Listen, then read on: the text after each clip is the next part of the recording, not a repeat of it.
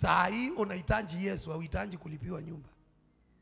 Utalipiwa mwezi, utalipiwa mwezi ingine na mwezi ingine, mwezi ya 4, mwanadamu atachoka. Ukweli ama si ukweli? Si ni ukweli?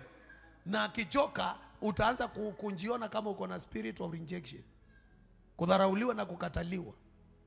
Ni kwa sababu amekataa kukushikilia. Na wewe ni mtoto wa Mungu na yeye ni wa Mungu na hataki kusikia kilio cha mtoto wa Mungu. Yesu ndiye yule watu unambadilika. Na ukitaka kujua watu umbadilika, angalia ndevu yangu. Iko na 2 za white. Yule kumaanisha ndevu are not the same yesterday. Zinabadilika. Nimeanza kuona za white zinatokea. Kwa hivyo mwanadamu si yule. Yesu peke yake. Maandiko inasema amelaaniwa anayemtegemea mwanadamu, but amebarikiwa anayemtegemea Mungu. Mtu mmoja si anisaidie kusema amen.